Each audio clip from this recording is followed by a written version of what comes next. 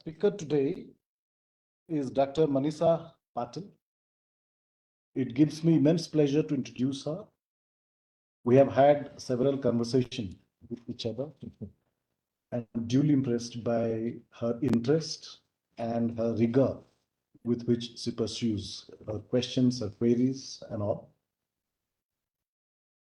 So, Dr. Manisha Patil is an alumnus of the prestigious Ramnarayan Ruya College in Mumbai, and she has been conferred with a doctorate degree in English literature by the University of Mumbai. And her research was on tonimerism, if I'm right. Yes. And the title of the thesis was Playing with Darkness, a study of tonimerism's novels from post-colonial perspective. She worked with Dr. Rambhau M. Barode. I hope I'm pronouncing the name well. And she is currently working as an assistant professor at Guru Nanak College of Arts, Science and Commerce, Mumbai. She is passionate about English language and literature, and her areas of interest include theatre, films, science fiction, web media, Indian culture, Indian literature, American literature, and new literatures in English. So as we can see, a wide range of interest that she has where she works, the areas on which she works. And today, the title of her presentation would be Cultural Appropriations of the Mahabharata, a continuous battle between colonization and decolonization. There are several interesting themes to it. I would highlight two and then would invite her to make a presentation. She's focused on how this seminal text of Indic civilization has been received in modern times, both by Western Indologists and as well as consequently in post-colonial times by other scholars. So that reception history is what she is going to talk about, and her emphasis would be to highlight how the misappropriation of the text happens. With this, may I invite, with all of your permission, Dr. Patil. Thank you, sir.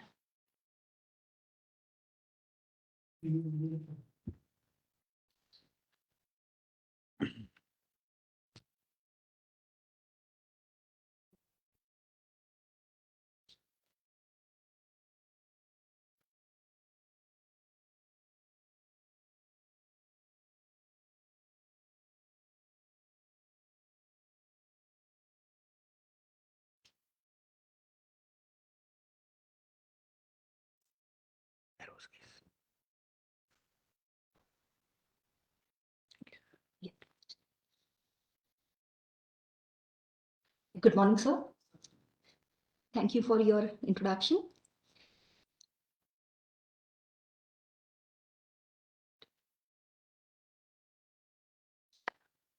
All the esteemed fellows over here and my fellow associates, I am very happy to present this particular presentation.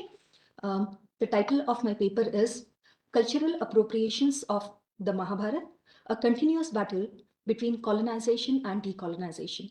As sir has already told, that my main framework will be Orientalism. Orientalism is basically the study of Orient by the Western scholars.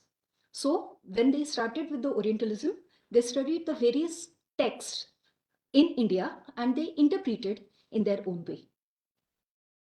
So to begin with,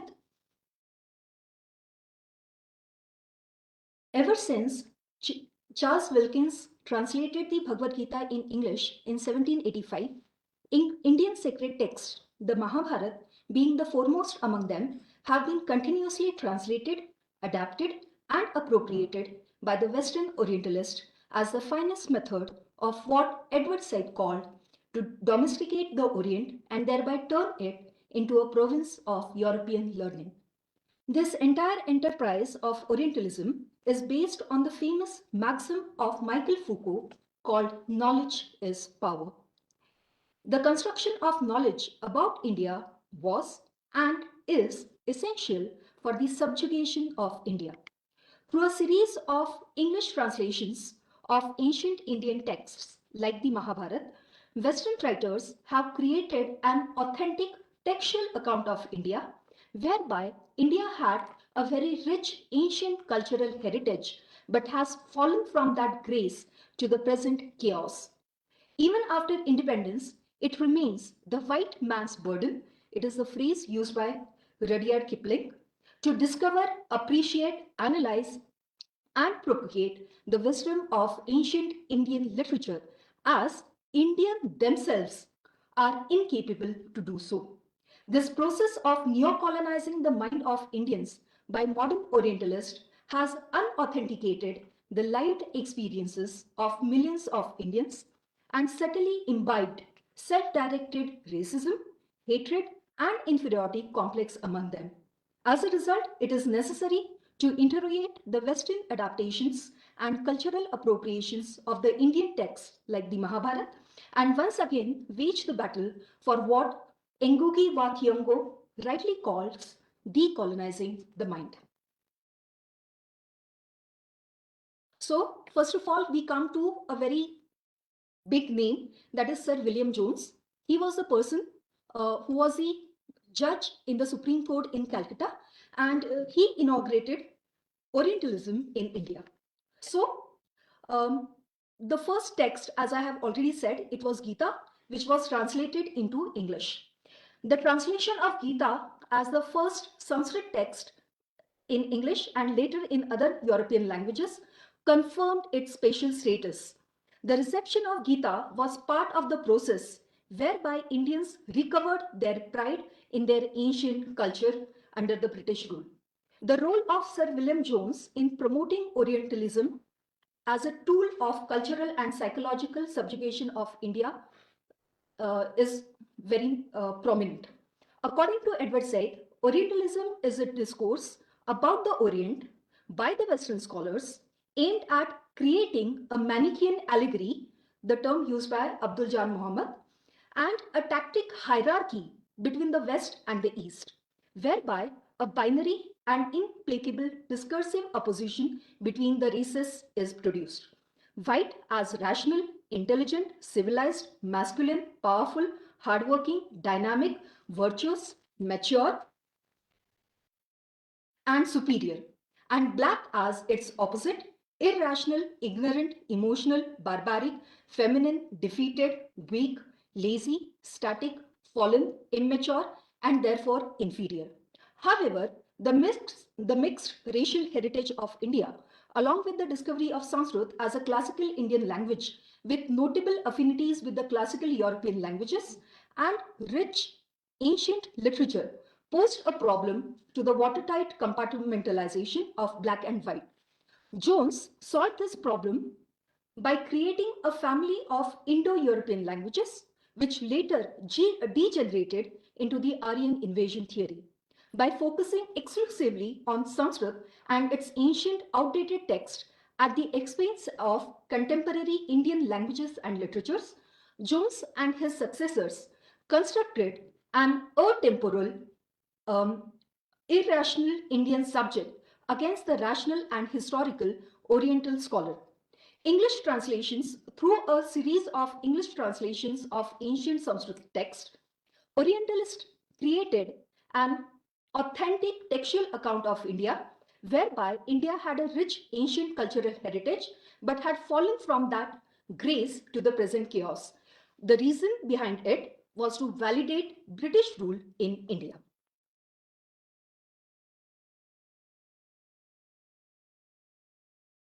So it is necessary to understand how subtly the entire enterprise of Orientalism has distorted the perception of Indians about themselves as listed below.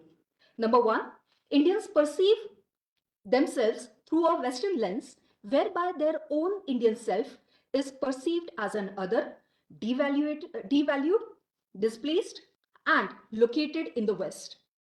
Number two, being desperately in need of a positive self-image, Indians take up the position of the white man and disown their own Indian self, known as the double consciousness. This self-division turns Indians into their own enemy. And number three, as a result, even when the political and economic freedoms are achieved, psychologically, Indians remain enslaved to the white man.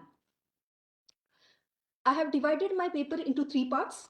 The part 1 will focus on the reception of Bhagavad Gita by the um, British scholars, by the Orientalist scholars, and by the Indians. Part 2 will focus on Peter Brook's adaptation of Mahabharata, and part 3 will analyze Alf Hilterbeetel's book Freud's Mahabharata. So, Bhagavad Gita was first translated into English by Charles Wilkins in 1785. The reason was given by Warren Hastings, who was the Governor General at that particular time. He says that it lessens the weight of the chain by which the natives are held in subjection. When you rule people by their own laws, they feel that they are not colonized, or they are not um, um, colonized like that. It lessens the burden. So Nagappa Gowda says that the Britishers or the Orientalist scholars, they wanted to study India and Indian religions, and they focused on Bhagavad Gita because it fitted into the Semitic concept of religion. Krishna became to Hinduism what Jesus was to Christianity, and the Bhagavad Gita, the Hindu Bible. Unaware of the colonial motivations of the Orientalism, Indians interpreted the study of Gita by Europeans as the positive evidence that the West began not only to make efforts to understand but value India for her culture, thereby turning Gita into a symbol of Hindu conscience.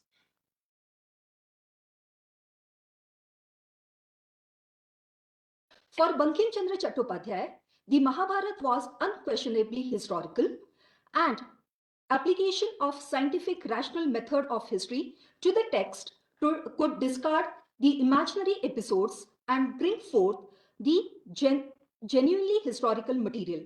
He considered Sri Krishna as the role model for the nation and its citizens. Nation being essential for the protection of self and the society, and violence for the protection of one's rights, justified as Swadharma by Krishna himself in Gita. So, for Bankim Chandra, Gita was a tool of anti-colonial struggle. Then, Lokmanya Tilak, in his Gita Rahasya, focuses on the central theme. He interprets the central theme of Gita as Karma Yoga, and for him, the central figure is Sthita Prajna. He condones the use of violence against the colonial oppressors for self-protection, the protection of the innocents, and general welfare. He considered the religion of Gita not only as superior to that of Christianity, but as a source of Greek philosophy as well, whereby he drew the parallels between Sthitaprajna in Gita and the philosopher king in Plato's Republic. For him, nationalism was not an ultimate object to be realized by mankind. The final goal is universal welfare. However, it is to be noted that he was an arch conservative, a champion of social orthodoxy, which he defended on the basis of Gita and advocated an all India Hinduism as the basis of Indian nationalism. Next, we have Mahatma Gandhi. He focuses on Satya, Ahimsa, and Swaraj. He considers Gita as a great allegory. For him, Krishna is an avatar who is the personification of right knowledge. He condemned Tilak's focus on violence as a means uh, of anti-colonial struggle. He focused on the non-violence.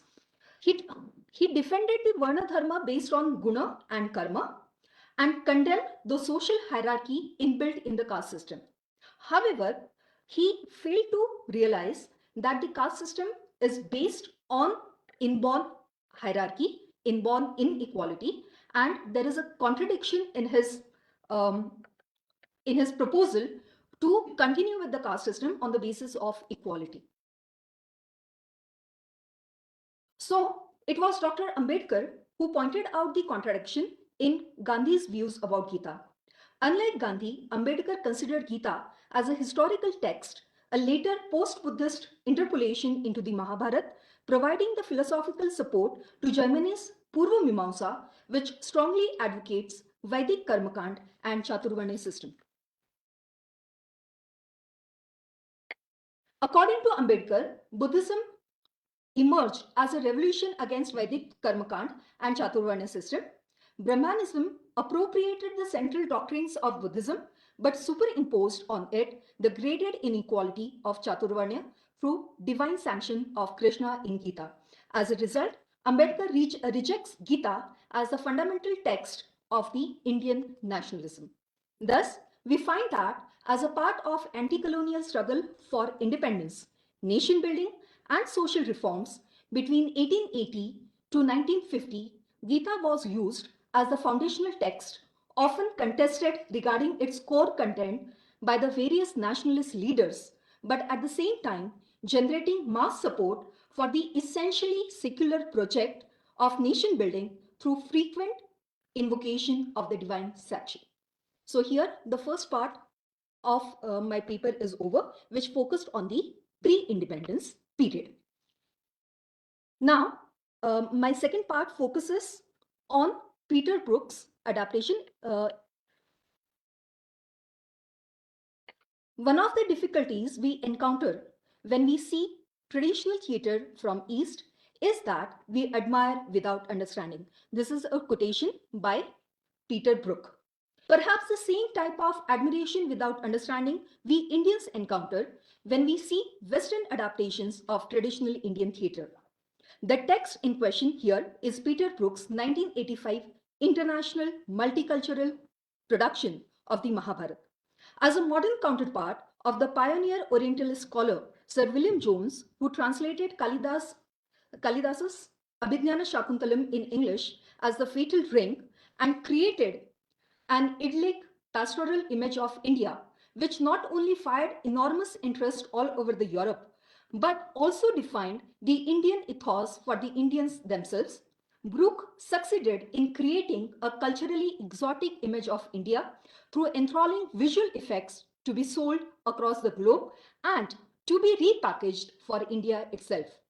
Attracted by both the richness of dramatic content and underpinning archetype and myth of an essentially ancient Indian text, Brooke nonetheless repeatedly claimed it belonged to the world and not only to India, to justify his reworking it within the Orientalist framework of essentialist, humanist, idealist, universalist literature, and then selling it in the international market, willfully ignoring the Mahabharata status as itihas and instead treating it as a series of stories to decontextualize it from its Hindu social and philosophical ethos, whereby the very essence of warrior's duty, Kshatriya Dharma, as the main motivation for war, is lost through its gloss over the caste distinctions of various characters.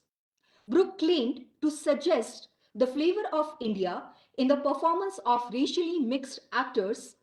What Brooke achieved in the process was turning the Mahabharata into a Shakespearean drama in which Duryodhan fights like Macbeth, Dhritarashtra comes across as King Lear, Krishna as Prospero, Kunti, Gandhari and Draupadi as Lear's daughters. The implicit message this modern Orientalist imparts is that the Mahabharata cannot be an essentialist, humanist, idealist, and universalist text unless and until it is stripped of its organic Indian features and draped into the alien European garb. Brooke rationalizes this erasure of Indianness as follows. By looking closely at Indian theatre, it becomes immediately apparent that we would have to completely eliminate, the word eliminate is very important over here, completely eliminate classical Indian art at every level. And then he goes on to say, to introduce a storyteller who is on our side. So he is again repeating that self versus other, East versus West.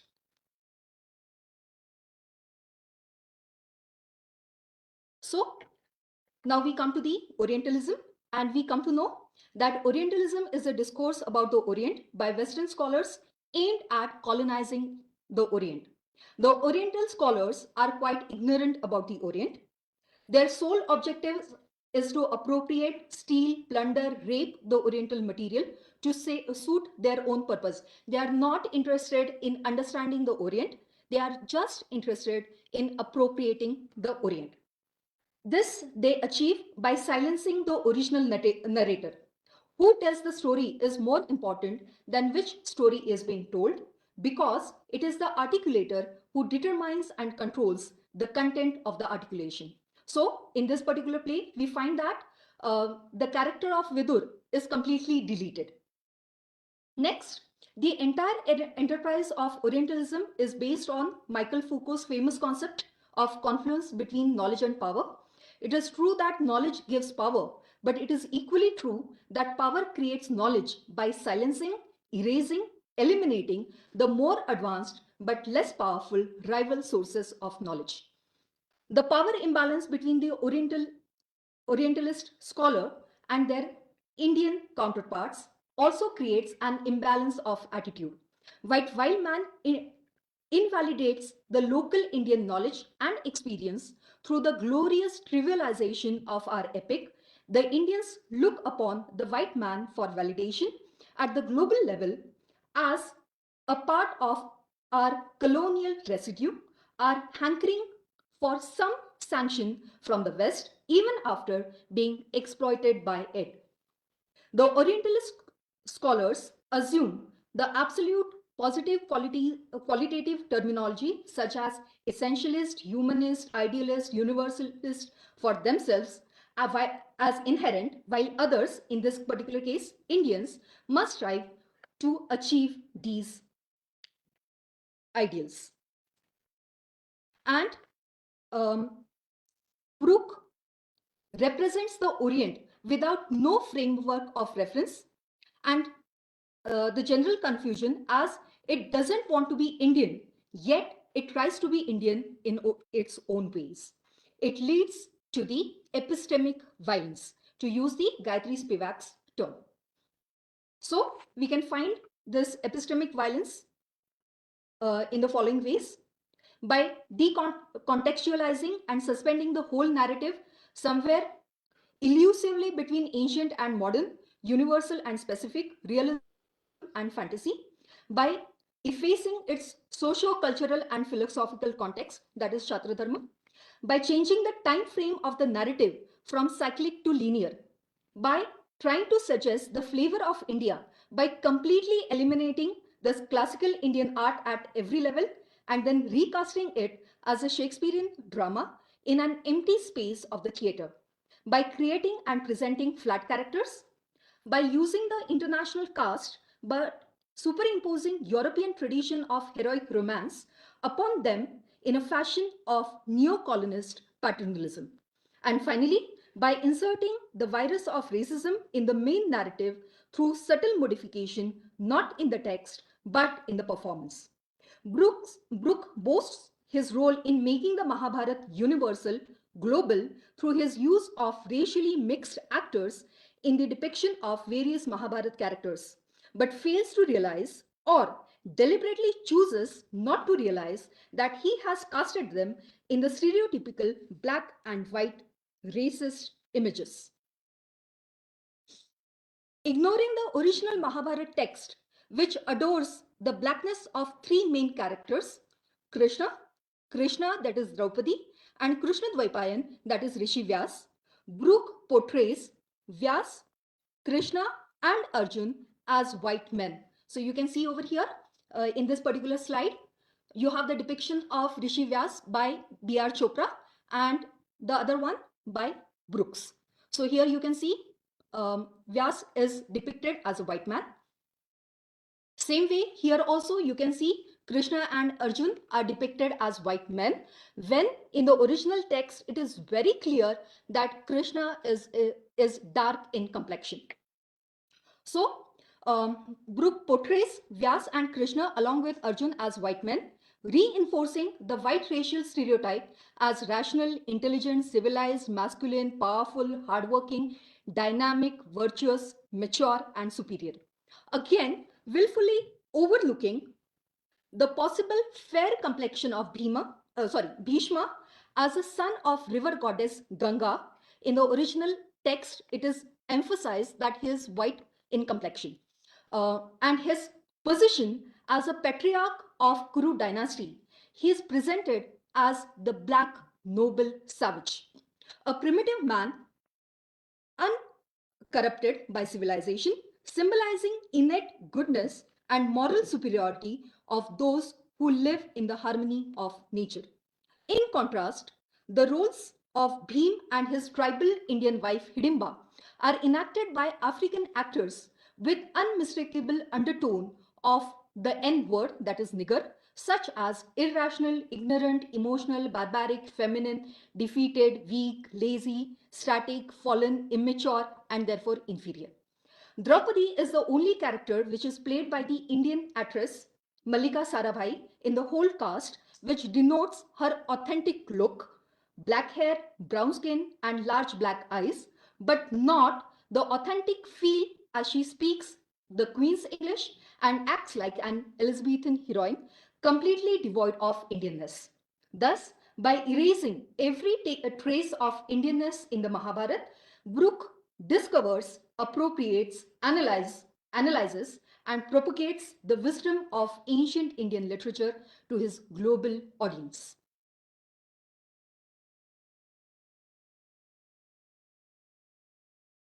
Coming to the third part. The third part focuses on Alf Hiltebeetl's book, Freud's Mahabharata, which was published in the year 2018.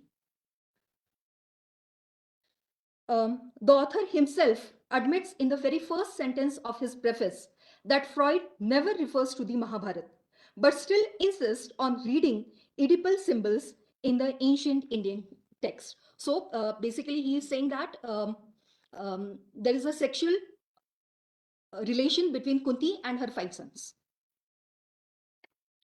So that is totally.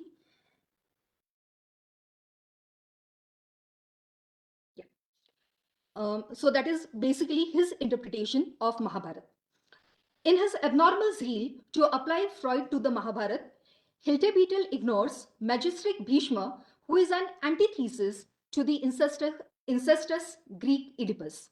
Instead of killing his father and marrying his mother, Bhishma takes the terrible oath of celibacy to facilitate his father's second marriage. It is very interesting to note that while Hiltebeetle devotes almost 70 pages for the psychoanalysis of a minor character Aravan, he hardly mentions the possible psychological motivations of Bhishma behind his terrible celibacy. Even in case of Aravan, who is the son of Arjun and his Naga wife Ulupi, and who sacrifices himself at the beginning of Mahabharata war, the Freudian concept of castration complex is not applicable.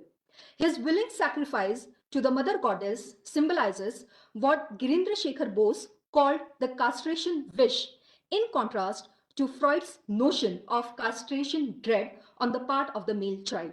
Bose said, contrary to Freud, that a wish for castration comes early in childhood development during a phase when the male child identifies with the mother and wishes to be female. The only Freudian concept that can be applied to Mahabharata is the pre-Oedipal fantasy of return to the mother's womb, exemplified in the feticide of Bhishma's 7 elder brothers who were cursed Vasu gods, whom their immortal river goddess mother Ganga drowned in her own waters. But again, Freud does not dwell much upon the pre-Oedipal fantasies. He focuses more on the Oedipal complex. So obviously it is not applicable to Mahabharata. Thus the application of Freud to Mahabharata is not only far-fetched but also nasty and malicious. Hiltebeetle goes on with his pseudo-Freudian reading of Mahabharata and invents a new idea of urban consciousness, which he explains as the traumatic unconscious impact of cities during the second urbanization upon the Brahmins, wherein urbanization went hand in hand with the rise of Buddhism, which posed a serious challenge to Brahmanism. According to him, the numerous Vedic allusions in Mahabharata imply distancing and displacement as per Freud's analysis of jokes and dreams. But he is not sure what the displacement is all about, as Freud's great man's theory of the trauma resulting from the murder of Moses finds no analog in the total blank of Mahabharata that total blank the Mahabharata has on the origin, development, and decay of cities. He is aware that his theory of an urban unconscious may not convince everybody, but still insists that it is needed to explain the lack of memory about the rise of cities. As a modern Orientalist, Hilche Beetle also advocates the old Orientalist theory that the Mahabharata is inspired by the Greek epic Iliad, drawing a number of parallels between the two. So, the first one is plan of Zeus and the Devakarya of Mahabharata, which is to unburden the earth, that is to kill the people. Then he finds parallel between Mount Olympus and Mount Meru, Kali as Medusa, river goddess Ganga as sea goddess Thetis, and Uma as Hera. The last point is very interesting because he says that there is, till now we have not found the parallels between the two, but in future we will find it.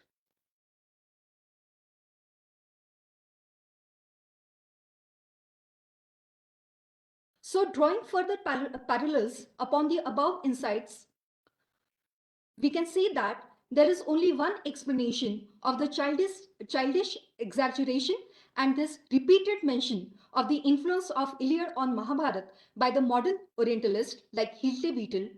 A deep analysis of the motives underlying this phenomenon would suggest that these fabrications are only a form of overcompensation and endeavor to make the modern Orientalists feel important and worthwhile after the disastrous blow of decolonization to their ego ideals.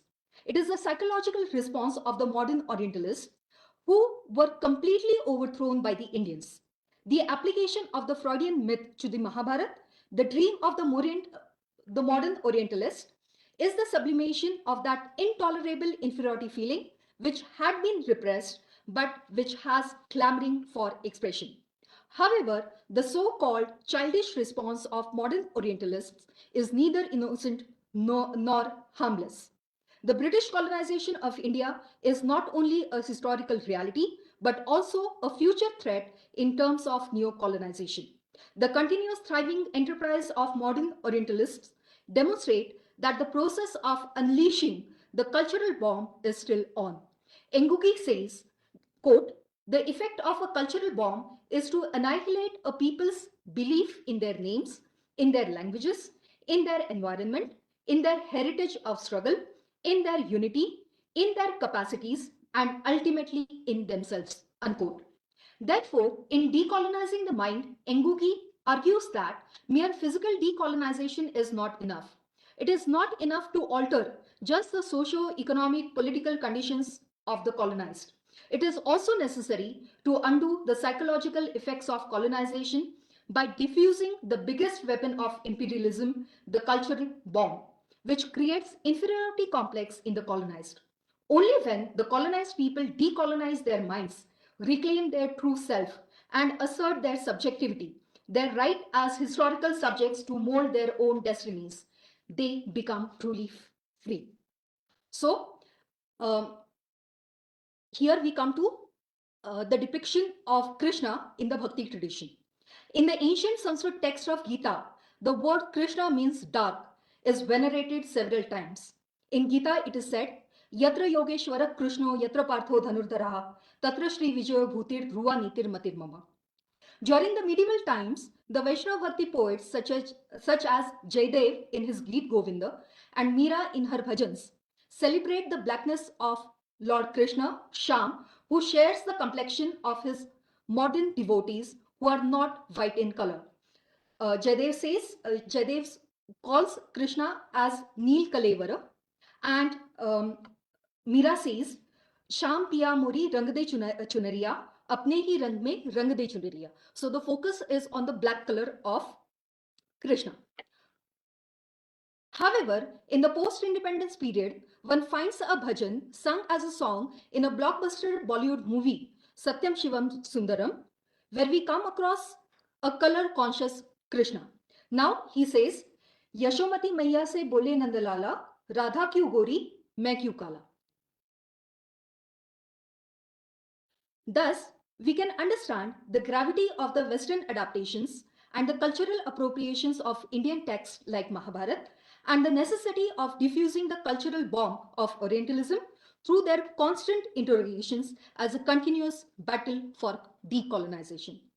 And here I finish, but last comment, if we fail to do so, we may end up like Michael Jackson.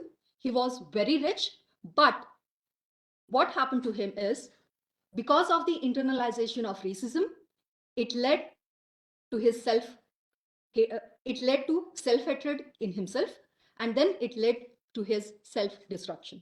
So here I finish with my presentation. Thank you very much.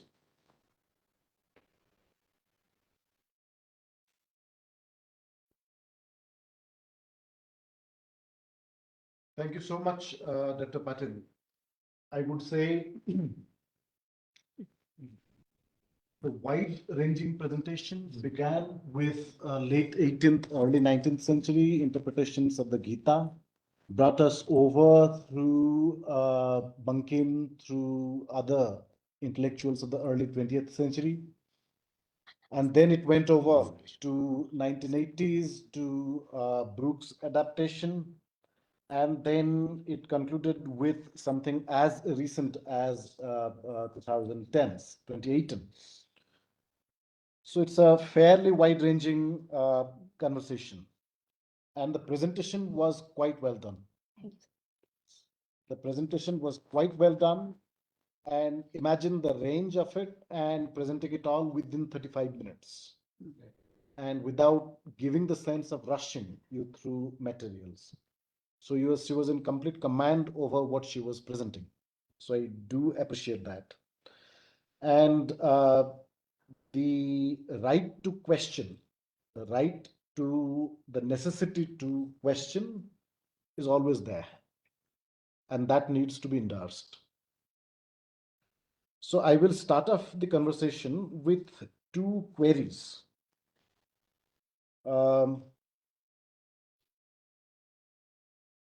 Which would enable the speaker to talk more about her own work.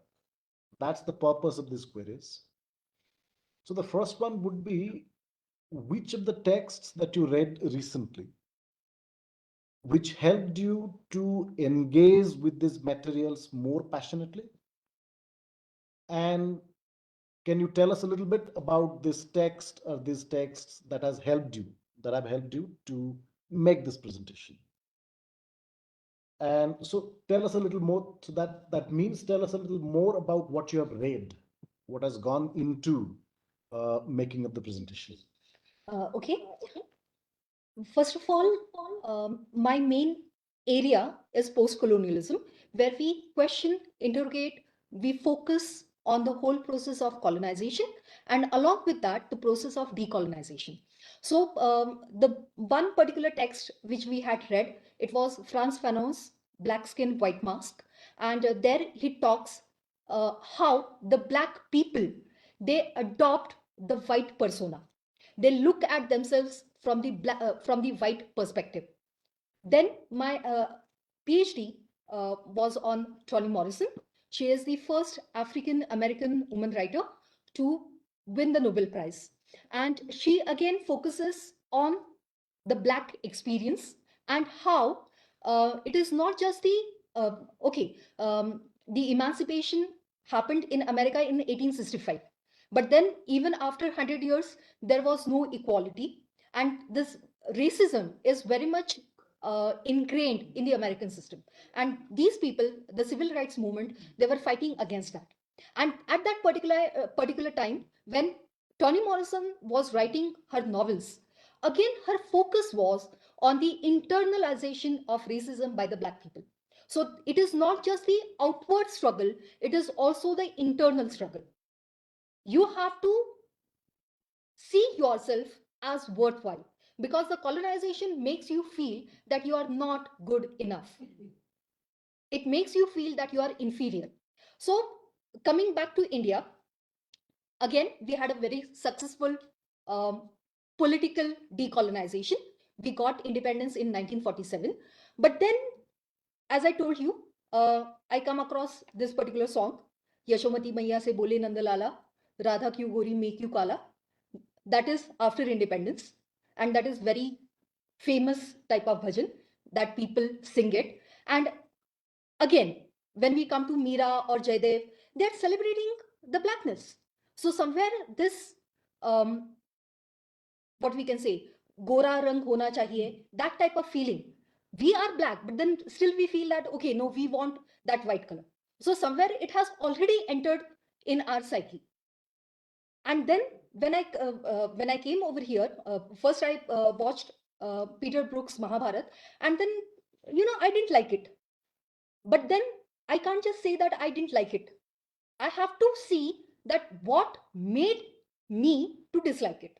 And as I told you, when I analyzed that text, and I showed you how the characters are depicted in B.R. Chopra's Mahabharata, which most of us we have seen, and then the same characters depicted by um, Peter Brook. So he is inserting that racism into that. He is depicting Bhishma as a white man. He is depicting Krishna as a white man. Sorry, no, he is depicting as a white man. He is black, but Peter Brook is depicting him as white. And when we come to our original text, Bhishma, who is a son of a river goddess, and therefore he is white in color, he is depicted as black. And then he is justifying, no, I'm using the multicultural, multi-racial cast. But then why did you make this change? You had the black characters. You should have given the role of Krishna to a black character. But then he has that imperialist attitude. So that is where I analyzed it. And then finally, when I came over here, I found this particular book, Freud's Mahabharata, and with great interest I started reading it. And I realized that no, there is no Freud in it, there is no psychoanalysis in it. It is a pure example of Orientalism. Now, when we talk about Indian psychology, there are many great names. I mentioned Girindra Shekhar Bose, who was in correspondence with Freud himself. He is the only person who is mentioned in the whole book. But then there are other people like N.N. Gupta, Girishwar Mishra, Ramakrishna Rao, Anand Paranjpe, Sudhir Kakkar, Ashish Nandi. These are the big names in Indian psychology. They are not mentioned at all. And when we talk about the scholarly writing, one rule is always used, that we always write in the third person. What I found very unusual in this particular book, Freud's Mahabharata, that the author is again and again using I, and somehow he is imposing his authority. This is true because I am saying it. So that is something where I realized that it is very necessary to engage these cultural adaptations. Thank you. And the floor is open now, please.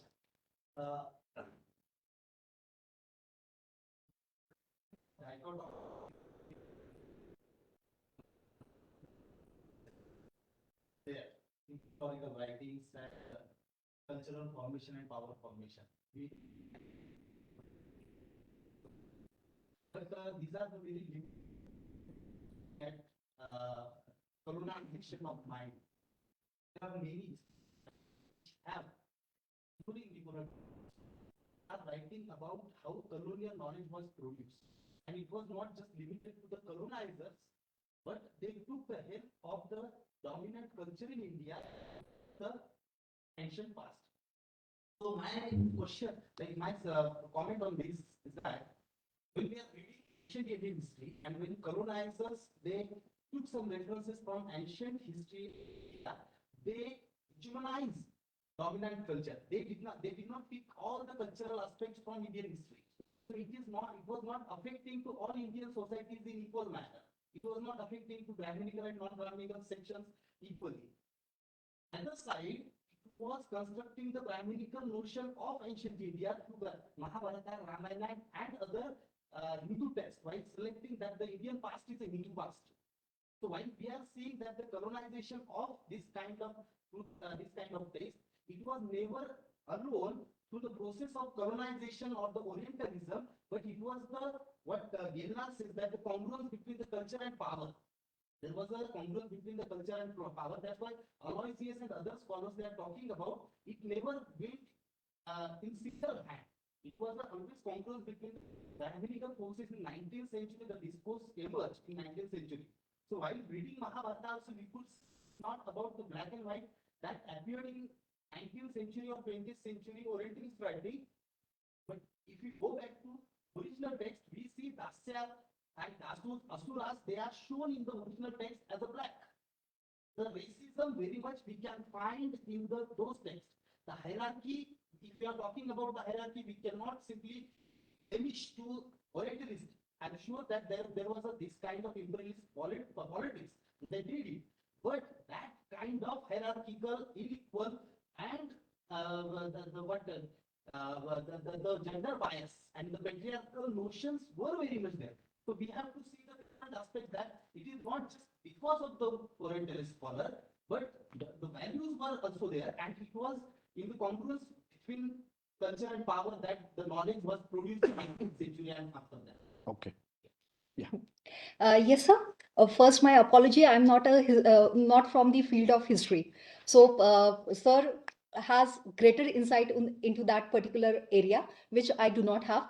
But I have touched upon this Brahmanical interpretation of Gita. So, Bankim Chandra, I have spoken about. Then I have spoken about Turk, who was a Brahmanical person and who um, he advocated the Brahmin supremacy. So it was his interpretation. Then we come to Gandhi. Again, very, what we can say, he was a type of confused person because he was not a Brahmin, but then still he believed in that caste system and he advocated it also. So there we find the ambivalence. It was only Ambedkar who outrightly rejected Gita. So again, as far as Gita was concerned, Bhagavad Gita was concerned and its interpretation was concerned, I have touched upon it. But obviously, because I'm not from history, I have my own limitations. And another thing is, I'm from post-colonial.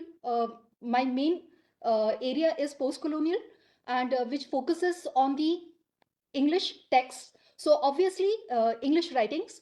So obviously, the more focus was on the English writing. Fair enough. Yeah.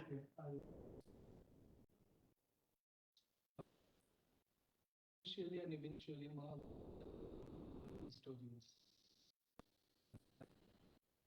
But what made you to call Gandhi? Okay, maybe I'm confused. Okay. Question. I'm confused. In that is that you were talking about the post-colonial and the you told that those psychoanalysts, I mean Ashish Nandy and others, so I would like to mention.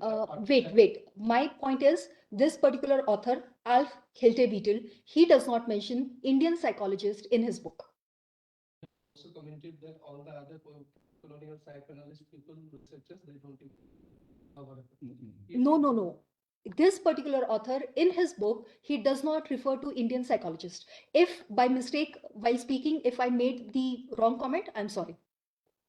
Then I would talk about question. Partha Chatterjee's work. So would you find this that how Krishna's character was appropriated in the nationalist discourse, and there was a distinction between Krishna in Mahabharata as a whole, and there was a distinction between Krishna appeared when he was in the field of Kurukshetra. I mean, the nationalist discourse, it differentiated Krishna as a whole in Mahabharata, and how Krishna appeared in Kurukshetra when he was giving his advices to Arjuna. So what do you find that when Orientalist discourse was started about, concerning on Gita's various aspects and Krishna's character as a whole, how did these nationalist discourse appropriated Krishna as their own motivation when they are going to place Krishna in the hierarchical and in that overarching nationalist discourse? How did you perceive that? So basically, how nationalist appropriation of this particular textual tradition has been, right? Yeah. So as I first said, when Britishers, they were trying to understand India and to rule India, they looked at India from the Christian perspective.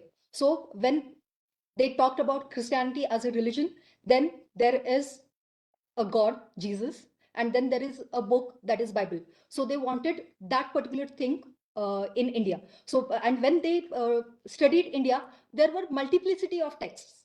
There was Vedas, there were Upanishads, there were Puranas, and then this whole variety, and what we can say, many texts, uh, um, this is multi type of thing. It was new to them. For them, it was monotheism.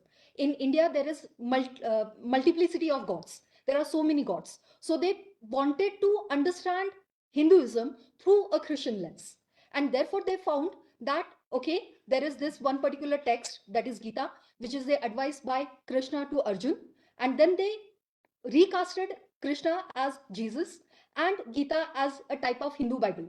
Now, when we come to the Indians, again, as I told you, they looked at themselves through a British lens, through the Western lens.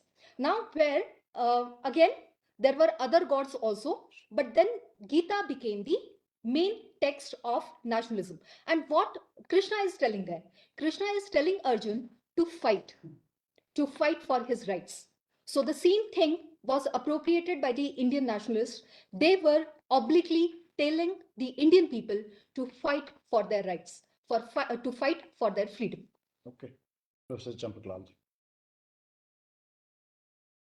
First of all, I would like to congratulate Manisha ji for her wonderful presentation. But I have got some reservations about Peter Brook's Mahabharata. See, how Peter Brook was inspired to make a film, or rather a theatre piece on Mahabharata. He saw Kathakali, he saw Kudiyattam, the traditional theatre form of India, and then he was inspired. If you see the performance of Kudiyattam and Kathakali, and if you see the depiction of the characters in Kudiyattam and Kathakali with huge headgear and elaborate makeup and costume, then you won't find the popular figure of all these Mahabharat characters. When you compare these Mahabharat characters with the epic created by B.R. Chopra, that's a popular image of the characters created by Ravi Verma. Poster-like figures.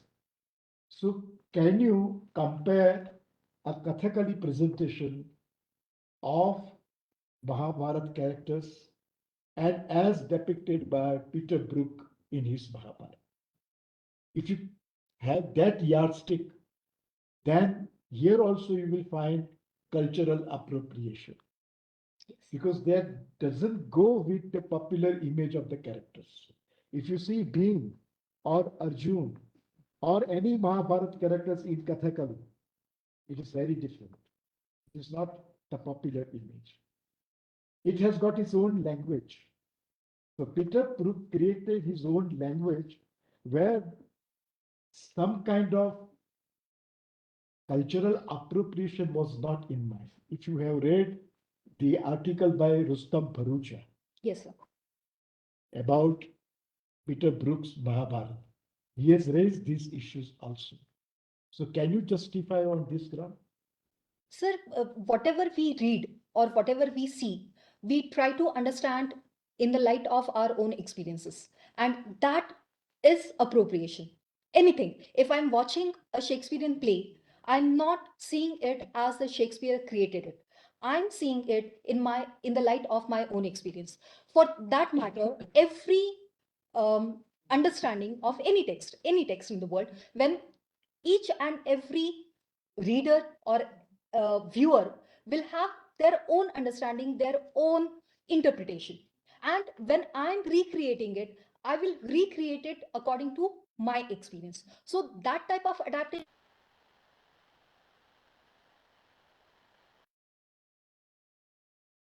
of every text, in case of every reader, that type of adaptation is there. But here the focus is that somehow, maybe consciously, maybe racism is coming in. Okay. So I think we can conclude here. I would like to give a warm round of applause to the speaker for the passion with which she not only presented her thesis and the passion with which she defended them. So differences of interpretations, differences of opinions, differences of argument would remain and should remain. So on that note, tonight, to give a warm round of applause to Dr. Patil. Thank you, sir. Should we go next to the next session immediately, or do we need to take a break? Couple of minutes? Break लो sir मैं setup कर लेता हूँ I'll just get some water and keep. Ma'am आपको ए भाई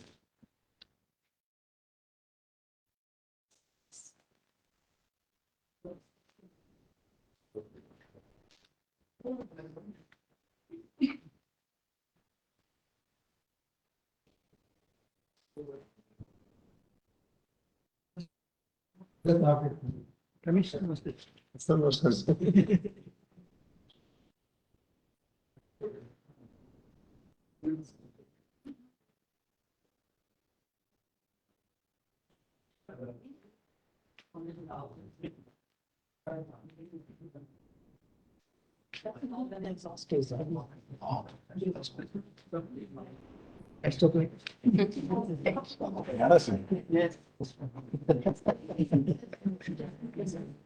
Would you like some water?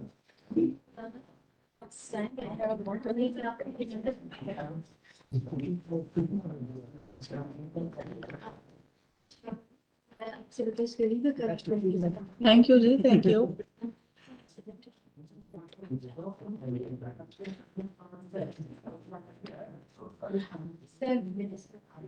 नमस्ते sir. Sir कल आप आएंगे 10 बजे। कल मेरा प्रेजेंटेशन 10 बजे, तो आप रहिएगा सर। अच्छा आप रहेंगे। आपका वो सर हो गया जो फॉर्म सब थे सेमिनार हाँ हो गया, वो आ गया है क्या? ऑनलाइन ऐप निकला हुआ है बोल के सबने बोला मुझे, अच्छा लेकिन मैं आपको बिल मैं मिलूंगा। Sure.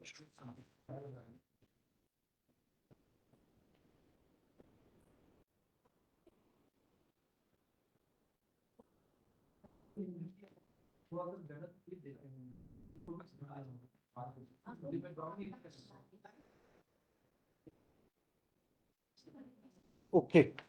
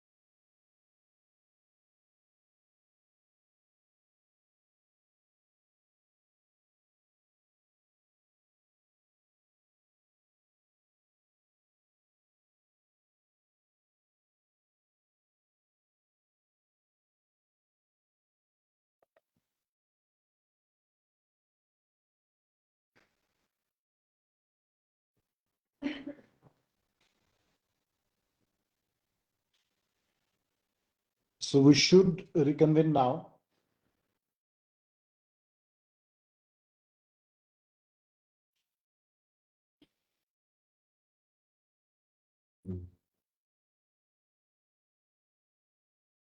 So this would be the second session of our presentation.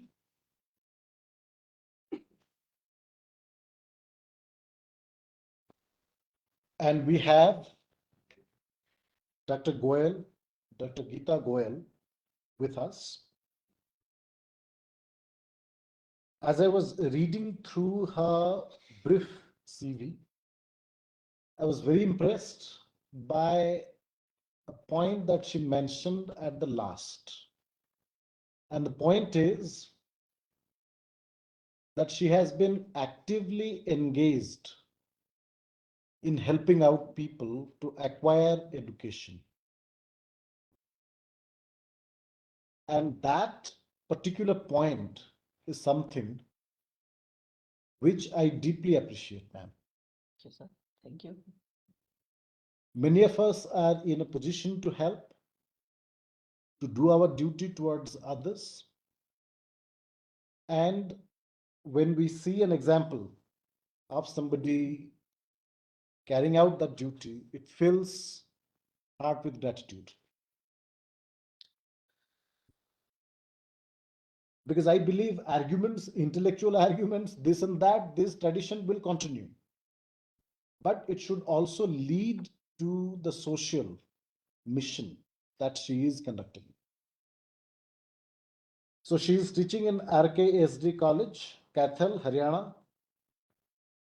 And she did her master's from Kurukshetra, if I'm right. And then she did her PhD also from Kurukshetra. So she started her career as a lecturer in English in Kanya Mahavidyalaya, Fatehpur, Pundri. Pundri, right? Yes, sir. 100. Pundri. And her more expertise, and she has had 22 years of teaching experiences. Her primary areas of focus are English language teaching, and she has also brought out a book on Robert Frost, American poetry. And she is also a member of the Shakespeare Association, so she has an interest in Shakespeare as well. Yes. She has been to Birmingham in 2016 to make a presentation, and she has guided a PhD student and 5 MPhil students as well so far. And she has been, I think, taking an active role in co-curricular activities in her student days as well as in her teaching career. So deeply appreciate, ma'am, for your presentation today, which you're going to make. And the presentation would be on the title of it, Women's Voice, Some Reflections from the Select Works of Indian English Writers during mid-20th century. And I was going through her abstract. The primary point which struck me, which she would, I would in a moment invite her to make a presentation for herself.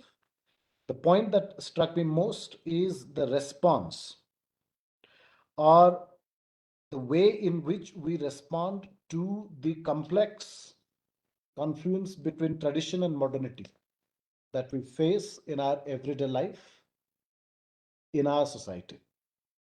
So with this, let me invite Dr. Goyal to make a presentation.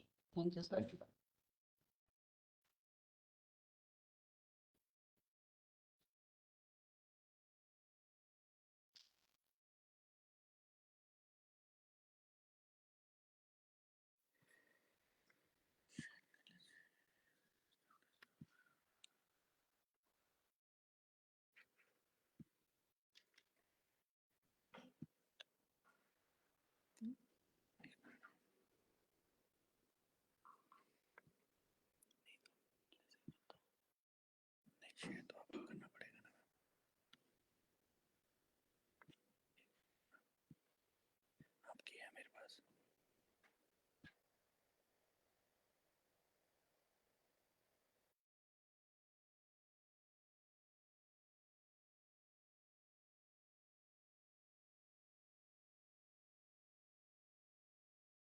आप तब तक introduction दीजिए।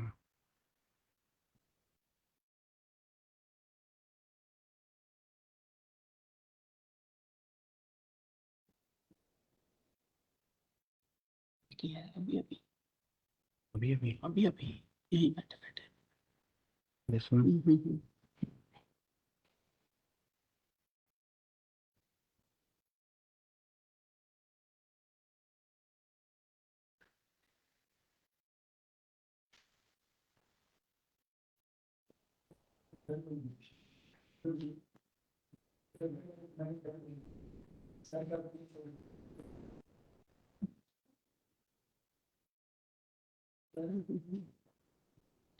ये हटा दें। हाँ, उसमें share नहीं हो रहा आपका।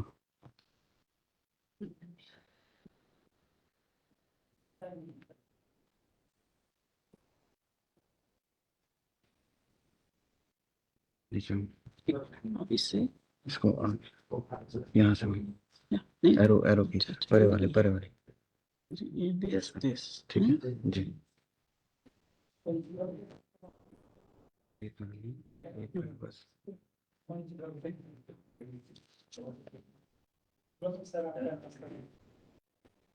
जी मैम कीजिए। First where is the first slide. क्या है? एक मिनट मैम, एक मिनट लीजिए। यार यही है ना। हाँ हाँ should I start?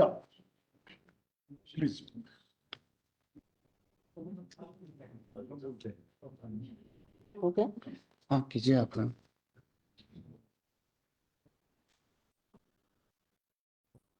Respected Professor Siddharth Satpathy, Fellow, Indian Institute of Advanced Study and Chairperson of today's session.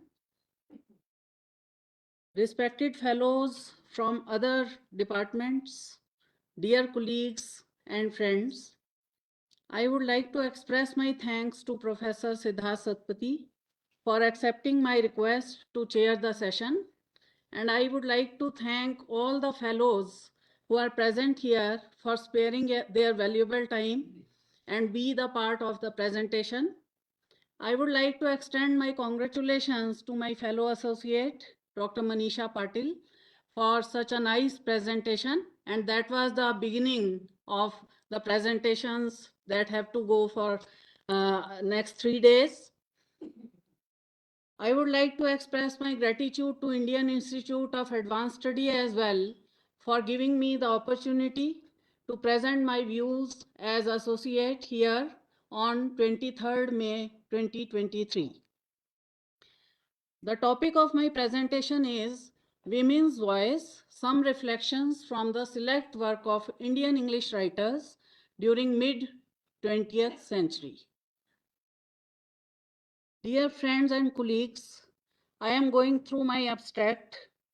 Gender discrimination and inequality has been prevalent in almost all the societies since long. This has been reflected by literature of different periods worldwide. Whether it is the Victorian society as depicted in Tess of the Urberville or Puritan American society in the Scarlet Letter or Indian society as depicted in Silence the Court is in Session or many other Indian writers, writers in all the genres have brought out the dual standards of society that has set different yardsticks and parameters for men and women, leading them to suffering and victimization of women in multiple ways. Writers in general and feminists in particular across the globe have raised their voice against the subjugation and discrimination against women and expressed concerns about their liberty and rights as an individual. This line I shall particularly focus on the right to live as an individual. They have tried to depict the struggle and conflict women face in their quest for identity in their own homes and society at large. Many of them have tried to bring out women's tribulation under the impact of conflicting influence of tradition and modernity.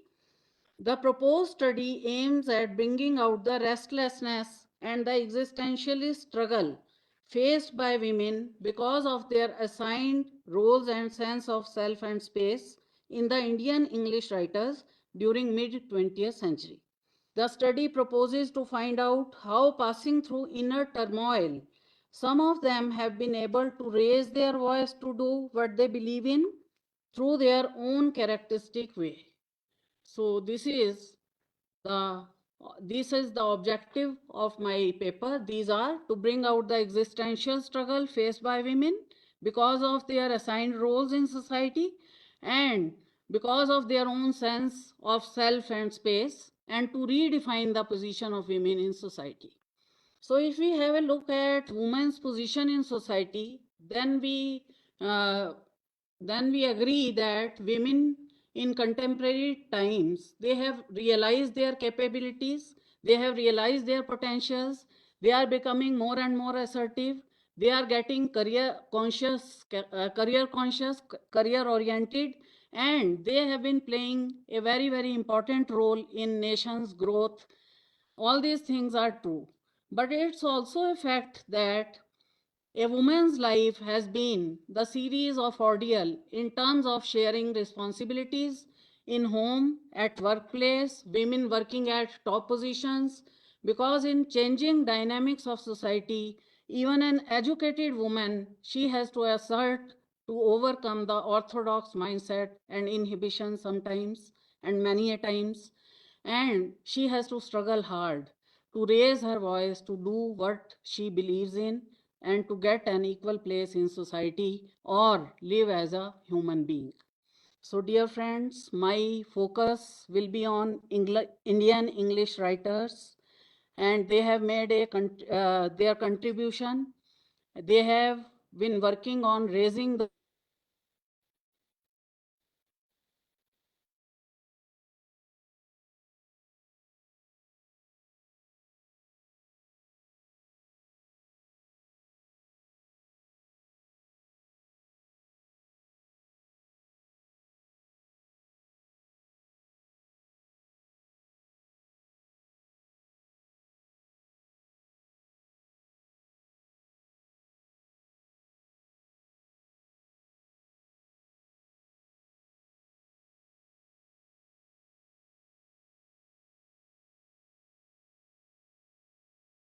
one will be Storm in Chandigarh by Nayantara Sehgal. R.K. Narayan, the guide, presents the struggle between traditional norms and desire for liberation of its protagonist, Rosie. Rosie belongs to a family of temple dancers, the Devdasi family, and Narayan depicts her as a strong character because, in spite of her background, she wants to live a respectable place in society. That's why she strives hard and gets a degree in economics. And her motivation to marry Marco is also based on because her intention to step out of the Devdasi fold. That's why she marries a man of Marco, because he is an intellectual man and he is a respectable man in society. So, Rosie, as we study the novel, as we read the novel, we come to know that defying cultural traditions, Rosie leaves the house of her husband Marco and she goes with guide, the Raju, the guide, because she wants to realize her passion for dancing, to establish her identity, and that she succeeds in establishing, because in the later part of the novel she becomes a reputed dancer. But all through her life, Rosie craves for love and belongingness. Two people come in Rosie's life. First is Marco as her husband, and second is Raju as her helper, supporter, and everything, who becomes everything for her in the later part of the novel. But so far as Marco is concerned, we see that there is a clash of interest between husband and wife. There is an incompatibility, we can say, because Marco, he is an intellectual man. His interests are academic. He finds and searches, and he is basically a researcher. And he is all the time engrossed in these cave activities and making his research updated. On the other hand, Rosie, she has a passion for dancing. She wants to love life, she wants to enjoy life, she wants to live life as a whole. So there is a clash of interest, but Marco, he is not at all ready and prepared to give her even some moments of relaxation, and therefore she suffers from isolation even after her marriage. Marco equates her dancing skills with prostitution.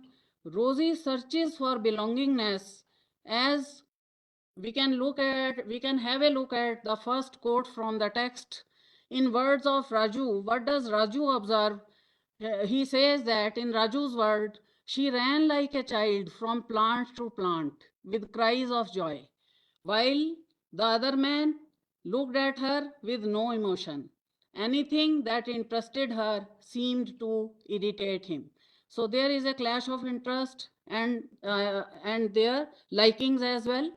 Other man Raju comes in Rosie's life. He has attraction for her. He feels for her. He supports her to realize her passion. But with the passage of time, he also becomes over possessive and he also becomes greedy so far as Rosie's talent is concerned. And now we have a look, because when we read the third line from this page, when Rosie becomes an established dancer, she feels like a bull yoked to an oil crusher that went round and round without a beginning or an end.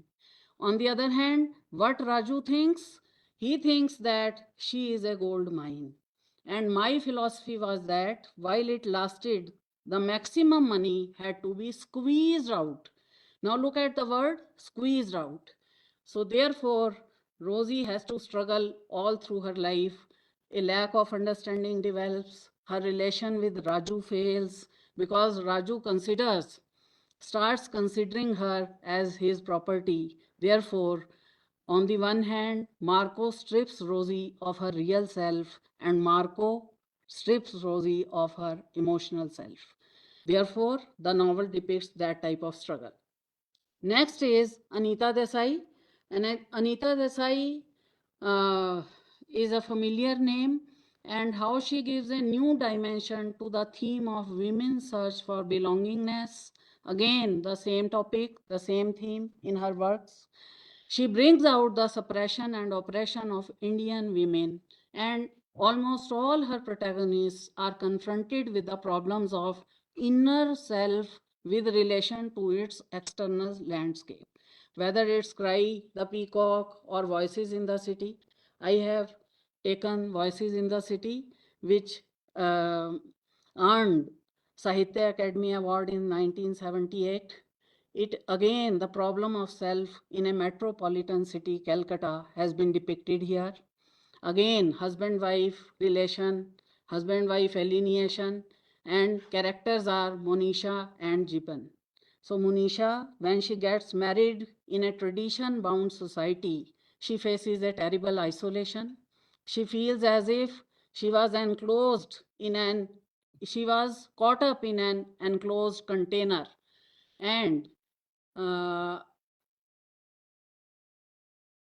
next, this is the problem again of incompatibility, and the city of Calcutta, how the atmosphere in that metropolitan city is suffocating, not only for Manisha, but for all the characters, her sister, Amla, brother, and most affected is Manisha, because she feels strangulated in her own home. There is a charge of theft because when she takes out some money to pay the hospital bills of her brother Nirod, she is charged with theft in her own home. She doesn't get even that much freedom. And if we look at the text, in Manisha's diary, she writes a diary, and in her own words, she says, I passed on my way to my room. They didn't allow me to enter it. Gibbon's mother called out, Money has been stolen, you know, Gibbon's money. I will not have a thief in my house. Who is to tell who this thief is? After all, you were the only person who were there in the room all day. So this charge breaks and is a great bolt to her self-esteem, and even her husband doesn't come out, doesn't utter a single word. Secondly, the cause of her isolation, the cause that she cannot relate herself to anyone in the home and family is that she cannot bear a child. Her barrenness, even after a few days of her marriage, is openly discussed. How does she feel? Her family talks and discusses about her organs and reasons why she couldn't be the mother openly. So she says, my ovaries, my tubes, and all these are cast in blood, and all becomes a topic of discussion for them, which causes a lot of embarrassment to her. And there are so many other factors. And she makes herself locked in her own room. She gets isolated. She becomes disillusioned by her life and becomes hysteric and has a nervous breakdown, and she has a painful death by burning herself. She commits suicide. So she suffers all through her life. So this is her predicament that Anita Desai brings out in her novel Voices in the City. The third text that I have taken is Silence, the Court is in Session, published in 1967. It is originally a play in Marathi written by Vijay Tendulkar, and again depicts the dual moralities and double standards of the middle class people. So here again we have the trauma of the protagonist Leela Binare. Leela Binare is the protagonist who is a very free-spirited, very self-confident, very vocal, carefree woman, singing and humming in the beginning, commenting on her colleagues, and all of them, they are actually a group of Sonar Moti Tenement Progressive Association amateur theatre troupe, and they have to perform a play, and all of them, they gather at one place, a theater, and they decide that they will be performing a mock trial before the play. So, but it is a planned game by her colleagues. What begins as a mock trial, it becomes a targeted show, because they don't like her progressive lifestyle. Leela Binare, we come to know, is a devoted teacher. She is very, very famous in her among her students. She is committed teacher, but she is having an illegitimate relation with Professor Damle, and she is carrying his child in her womb, and she is having the stigma of an unwed mother. And this point becomes the point of concern for the so-called society, and all of them, they charge her to dynamite the social fabric of society's stability. And they say that just look at the way she behaves. She laughs. Should there be no limit for a woman who can behave and an unmarried woman? And further, they accuse her that she has committed a far more serious crime. To quote, I mean unmarried motherhood. If it is encouraged, there will be no such thing left as the institution of marriage. Immorality will flourish. So they are the safeguarders of the society, and they they begin the play as a mock trial, and they assign a role of prime accused to Leela Binare, that the case on her is that of infanticide. But later on, all of them, they come out with their private talks which she had with them, sometimes back, and all of them, they target her. Leela Binare has been shown as a very strong woman. She faces everything, but towards the end of Act 2, she becomes, she feels herself isolated. She feels herself broken, but she fights stoically. But in the third act, she is emotionally broken. She is agonized. She looks like half dead. Leela Binare, who in the beginning of the play, she says if we look at the line, my life is my own. I haven't sold it to anyone for a job. My will is my own. My wishes are my own. No one can kill those.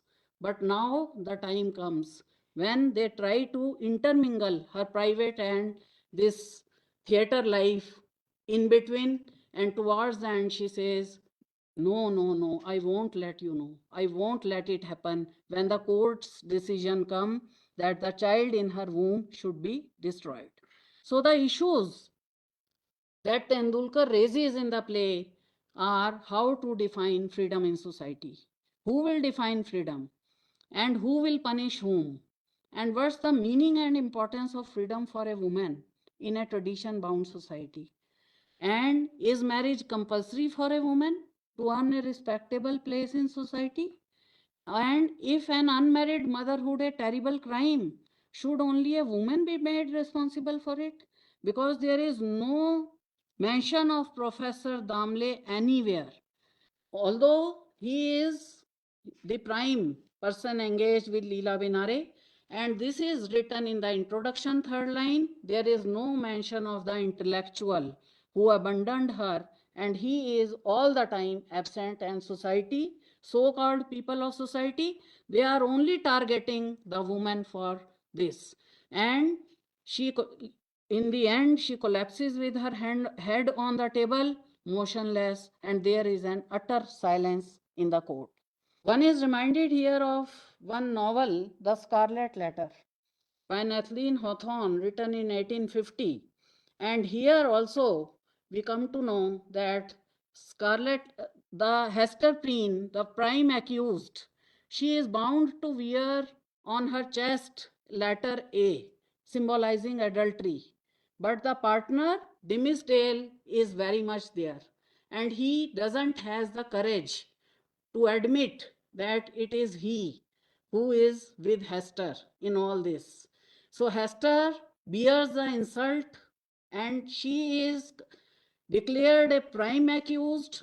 She is bound to wear the letter A, which with the passage of time is converted into ability. The connotations, the interpretations of the letter change in the society because of her conduct, because of her intermixing with people, because of her good attitude. So the A symbol, which stood for adultery initially in the novel, becomes a symbol of ability and then becomes a symbol of her angel. So this letter A has three symbolic interpretations in the novel, and Kathleen Hawthorne wants to say that a woman's purity is not, that society shouldn't be involved in dual standards. There should be equal parameters for a man and a woman. So here also we found some sort of similarity in this, but the play doesn't end here. The word silence again has deeper connotations. Sometimes our silence speaks volumes, but our words cannot. So when Binare, she lies down, she becomes silent. In my view, she is becomes victorious in her defeat because she has given a message to the society. She has given them a stoic fight because she doesn't lose her courage till the end of the play. That's why, although she has defied the societal norms, but she earns readers' sympathy and love, even in the end of the play. So this is, and other is Nayanthara Sehgal's Storm in Chandigarh. Again, set in the political backdrop of the political fight between Haryana and Chandigarh, the novel focuses on disharmony in marriage due to temperamental incompatibility. So we see that the thread is almost the same. Husband-wife relationship, incompatibility, and setting the identity, woman's identity, and all these things. But Nayanthara Sehgal again poses the question, is woman a person or a possession? This is her first question. Is divorce a stigma or a new opening for a respectable life? So this is the question, and these are the issues that have been addressed in the play, in the novel, sorry. And the novel narrates how the absence of trust and respect leads to marital discord. Here again we find a woman, again woman as the protagonist, educated woman, devoted wife, and sincere mother of 2 children. And her sincere confession of her pre-marital relation becomes the basis of everything disturbing in her family life. Because Inder, her husband, all the time he makes her feel guilty. He accuses her of betraying the trust of his parents, of her parents. He says, "You were given a lot of freedom, weren't you? And good God, didn't you have any inhibitions? Any sense of modesty? Couldn't your curiosity wait till you got married?" So, though she tells him everything before marriage, he didn't believe her. But now, after marriage, and I quote, "It was not till she became his wife that the abomination took life and shape and exploded like poison in his consciousness. He can't himself come out of it. Now he feels cheated, and he feels that the foundation he had thought rock had turned out to be a straw, and beneath it the unknown yawned." So it becomes the major point, and moreover, she pleads. She says that can't we put behind it us? Must it go on all our lives? I am yours and yours. She pleads many times, but she has to live in a constant fear all through her life. She can't open up before him because in there he has an authoritative and a dictator like attitude. In front of her, his friend Mara, he says she doesn't care what she looks like from morning till night. So he doesn't miss any opportunity or chance to insult her.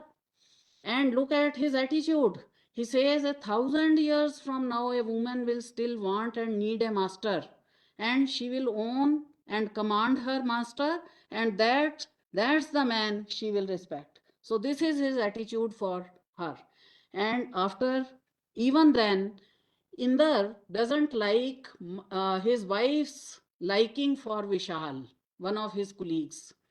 Although he himself engages in extramarital relations with Mara, but her friendship with Vishal becomes intolerable. Again, dual standards. Even her friend Mara, she observes, she says that Saroj is your wife, all right. She has borne your children, but she is not your woman, and you are not her man. That's how there is disharmony. Then what is the solution? Even Inder sometimes beats her mercilessly, and at times she would, these are the feelings what Saroj feels. She feels that she would beat against the numbness like a bird against uh, this is because there is a picture, my picture, I can't read it. Bird against a window pane, trapped in a futile frenzy. She feels suffocated in her own home, feels guilty of her act 100 times. She feels afraid of her husband, and when he beats her, there is an assault. Finally, she makes up her mind that she will have to leave her home. After 4 years of marriage, in desperate realization that she and her husband can never come to terms with each other, she feels that a relation based on false moralities, it's better to break it rather than to pull it on. This is the question, this is the issue Nayantara Sehgal raises, that is divorce a stigma or is it a new opening? And she conveys that it's better to break off the conventions that make people afraid of each other and make a relation based on love and truth. Jasbir Jain observes, and I quote, Nayantara Sehgal presents her women as strivers and aspirers towards freedom, toward goodness, toward compassionate world, unquote. And in that sense, Saroj goes on, moves on. So, dear friends, the prime concern of all these writers has been the existential struggle faced by women. And similar strands in almost all the characters can be found in the works that we have just discussed. All have women as their protagonists. All are married except Binare. And Binare also is in search of a good and emotional, a husband, a man who can connect to her. She begs Pongshi and Rodke to marry her so that the child in her womb can get a father's name and get respect in society, which she feels is very important. And all of them grapple with an urge to do something, to realize their passion. And all of them, they suffer from alienation in their own family. And the authors, they have tried to bring out the conflict and the struggle of the protagonists, whether it is the struggle, internal struggle with their own self, whether they should break off the conventions and move ahead, or whether they should continue living in the same situation, or whether it is the conflict between husband and wife due to different mindset, different upbringing, or whether it is the conflict with old age traditions. To sum up, I will sum up my presentation that the appeal of all these writers is that women, they should also be recognized as individuals, as human beings. They should also be accepted as equal, and there is, of course, a need of loyalty and trust for better relations, whether these are marital relation, whether this is friends, relations with friends, relation with elders. This is the basis for our society. Their protagonists, some of them, they suffer all through their lives, just as Manisha. Some of them, they struggle hard to raise their voice of protest, and some challenge the false moralities of the world, of the society, and carve an identity of their own, such as Saroj in Storm in Chandigarh. And it doesn't end here, because the issue that has been raised, it is for a better, stronger, healthier society. When we learn respecting our own selves, we as women, when we learn respecting our partners, when we learn respecting each other, respecting everyone in society, and most important is to bring a change in mindset. That is the most important thing to build a happier and healthier society. And dear friends, it's not, in my opinion, man versus woman, but it is man along with woman. Thank you very much.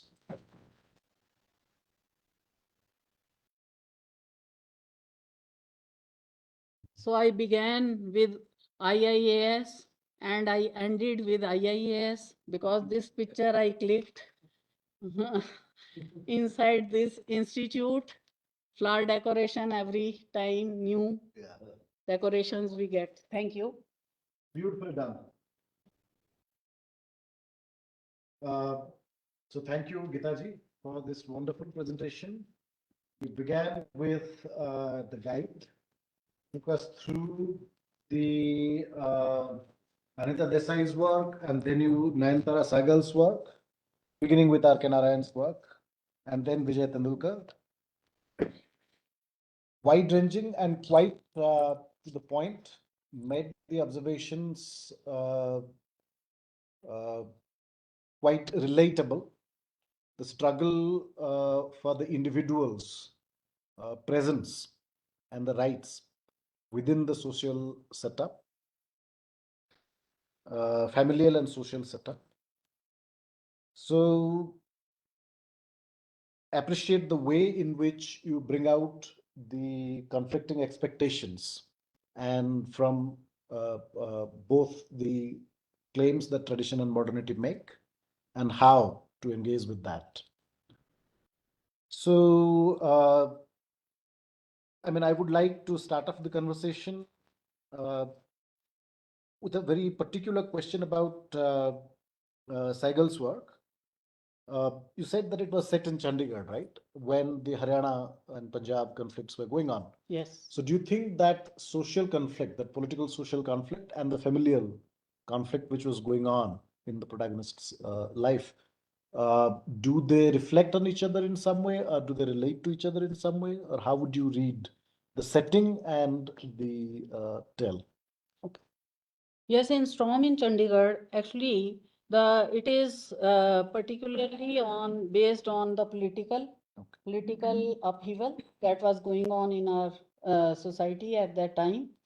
But she has made it only as her background, because it's because of that upheaval that Vishal comes in the life of Saroj and Inder, and he has been assigned a role to go to Delhi, and there he meets them, and how Saroj, she finds Vishal and Saroj, because Saroj, she is expecting her third child, and Vishal, his wife is dead, and there is a liking between the two, and how, because her delivery is due, then Vishal, he takes her to Delhi, and so that this is their final decision as well, and this is also to avoid that conflicting situation that has been erupting outside. So in that way, both the forms have been intermingled by Nayantara Saigal. Wonderful. The floor is open. Yeah. Beauty's because about the period like us. Like interestingly, in early 19, first half of the 20th century, could see that the nationalist discourse or the writing that is emerging in different provinces, they have idealized women. Women, she has to sacrifice, she has to be devoted to family. And all family institutional values were idealized in nationalist discourse. So the question is similar to Sir's question that do you see that the changing modernity or the modernity that was entering in Indian society, urbanization, new emerging middle class, that is a background behind these kind of questions in their novels? Because when they are talking about the sexuality of women, her self-agony, and everything about her what we can say that complete ghettoization within the her family relations. So do you see that these all kind of conflicts and relations that are that are the reflections of the existing changing patterns of that time? Changing modernity Yes. and the new middle class, because what Sir also was using the word earlier that modernization of Indian tradition. So that pattern was there very much. Yes. How these people like do you see that kind of reflection there, and do you see that after that also that some of the readings or some of the novels are going beyond of this kind of discourse, like beyond this discourse? Yes. Do you see after that? Yes. So, thank you very much for asking the question, because I think unless we discuss, things don't become clear. I would like to make it clear that the first text, it was published in 1958, the guide, and then 65, that is Anita Desai's Voices in the City, and after that 67, Silence the Court is in Session, and after that 69, Storm in Chandigarh. So almost women writers or writers, Indian English writers, they have tried to bring out the conflict between traditional values and modern ethos, because these protagonists that they depict, they are educated one, and therefore they have been passing through internal conflict because their upbringing, because of their cultural, because of their family values, it becomes very difficult for them to take a decision in that way. And sometimes, because there is no one set pattern for human relationship, there is no one key to one lock, because some of them, they strive hard, they struggle, some of them, they undergo sufferings all through their lives. But just as if we look at Shashi Deshpande, she writes her novels in later 70s. One is 77, That Long Silence, and other is Dark Holds No Terrors. she is not, we can say, a radical feminist, because she feels that a woman, she should live within the framework of her family, because all of us need some ties to live on. And it's not necessary to break the relations for a free and good life. So her protagonists, if we look at That Long Silence and Dark Hold No Terrors, they carve an identity of their own within their own family system, because they are able, the protagonist in Dark Hold No Terror, again Geeta, she is able to make her in-laws convince that what she is thinking is not false, is not, we can say, untrue, because she is married in a family of Udaipur with traditional mindset systems of Haveli, and she starts her own school inside the Haveli, and fresh air starts flowing, and even her in-laws in the end has praise for her. They say that we have all applause for Biniji. So without losing her identity, she is able to do what she believes in. So although the conflict is of different types, and these characters, they pass through, and literature, as we know, is a reflection of society. And only yesterday I was reading one, just a minute, I was reading one news clip, and it was about creating some app. It will take me a minute, I think. We can come back to it later. Yes. If you wish. So it was about the role of man and a woman in household chores. And one country is developing an app regarding this, because to make peace at home. So these are the new realities. Okay. Any further questions? Yeah. Thank you so much, madam. Wonderful presentation. I enjoyed it a lot. Thank you. And my question is very simple, that four texts which they incorporated so many issues, socio-political issues, domestic issues, husband-wife relations, all these things are there. What are the, methodological framework? These texts, how do you critically analyze them? What are your theoretical implications and an approach to these texts? Okay. Actually, what I do is I have read many critical works on these texts here in the library also. But basically, the framework is that again of feminism, again to find out an identity, to consider a woman as a human being. And if we say feminist, if we look at the feminists, just as Ellen Showalter and others, even Virginia Woolf in A Room of One's Own, she also lays emphasis on education. And she also says that a woman needs a space of her own if she wants to do something creative. And here in the new realities, again, I will come to that point, that these are the situations, these are the dilemmas, these are the struggles that educated women, they face. So particularly, no such theory, to speak from my heart, is in my mind. Main is to read the text as it is and to analyze it. Yes. Perfect. Okay, any further questions? Okay, one of the ways I would just like to make one observation, building up on both the points here, which you may find interesting once you, if you wish. See, one argument which could be made, that realism as a mode of writing, it comes up 1930s onwards during the new writers, the progressive writers movement. And this I'm drawing upon Anjaria's argument. Yes. There is already an argument made in this light. That mode of description and the political project were going on hand in hand. So I do not know what happens to that strand after independence, because my area is not after post-independence. My more is mostly Victorianist. So if we can think about that, what happens to that realism in these novels or in these plays, and what kind of a relationship does it have with the political project, which is definitely about emancipation. which is about liberatory Yes. movements. So that could be one way in which we can think about it in terms of to connect theoretical and periodization kind of a thinking, historical thinking, and the place Yes. and the words. So all in all, it's a wonderful presentation and really appreciate. Any further questions?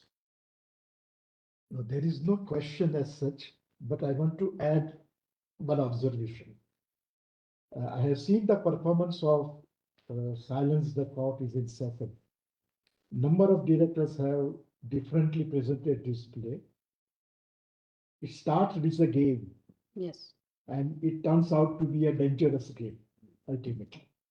I want to know whether Benare is playing her role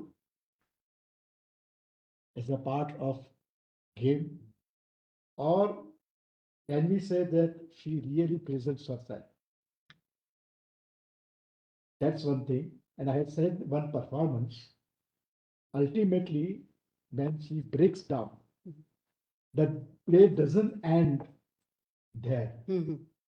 She stands up, wipes her tears, Yes, yes. and stands like a rock Hmm. in the end. Hmm. Vijay Tendulkar, whether he has visualized that, we don't know. But the director has visualized. So do you agree with such kind of end?